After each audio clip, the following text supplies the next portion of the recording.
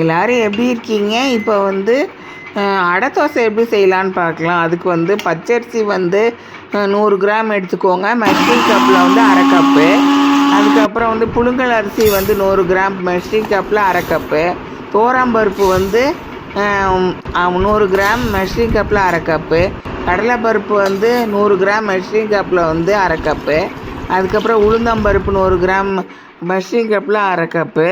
எல்லாம் எடுத்துகிட்டு அதுக்கப்புறம் கழுவிட்டு அதில் ஊற வச்சுருங்க. தண்ணியை ஊற்றி நிறையா ஊற்றி ஊற வச்சுருங்க. அதுக்கப்புறம் ஒரு 2 மணி நேரம் கழித்து அதை மிக்ஸி ஜாரில் போட்டுட்டு அந்த தண்ணி ஊற வச்ச தண்ணியை அதில் ஊற்றிட்டு உப்பு 1 ஸ்பூன் போட்டுட்டு நல்லா அரைச்சி எடுத்துக்கோங்க. அதுக்கப்புறம் அந்த உள்ளே இருந்த தண்ணி ஊற வச்ச தண்ணியை தனியாக எடுத்து வச்சுட்டு அதுக்கப்புறம் இந்த ஜார் மீடியம் ஜாரில் இருந்ததுனால இன்னும் கொஞ்சம் வேறு கொஞ்சம் போட்டுட்டு அதையும் போட்டுட்டு 2 மிளகாய் வத்தல் போட்டு அரைச்சி எடுத்தாச்சு. எல்லாத்தையும் போட்டு அரைச்சி எடுத்துகிட்டு அதில் போட்டுட்டு 1 ஸ்பூன் உப்பு கூட போட்டாச்சு.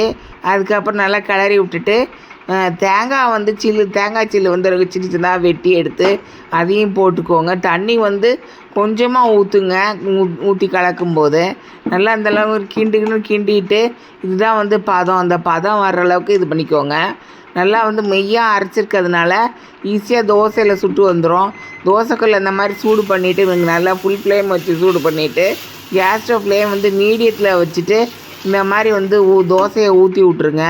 அதில் வெங்காயம், பச்சை மிளகாய், கருவேப்பிலை எல்லாம் கூட கலந்து போட்டுட்டு அதையும் போட்டுட்டு இந்த மாதிரி ஃபஸ்ட்டு ஒரு பக்கம் ஊற்றிட்டு திருப்பி விடுங்க. திருப்பி விட்டு அந்த பக்கமும் நல்லா வெந்ததுக்கப்புறம் அதுக்கப்புறம் எடுத்து குழந்தைங்களுக்கு கொடுங்க. இது விருந்தார் ஆச்சி சமையல் தமிழ். சப்ஸ்கிரைப் பண்ணுங்கள். நன்றி.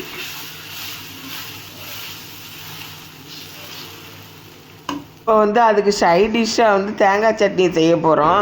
அது எப்படி செய்யலான்னு பார்க்கலாம். தேங்காய் அந்த அளவுக்கு எடுத்துக்கோங்க, ஒரு 50 கிராம் அளவுக்கு. அதுக்கப்புறம் பொட்டுக்கடலை ஒரு 100 கிராம் எடுத்துக்கோங்க. 2 பச்சை மிளகாய் எடுத்துக்கோங்க.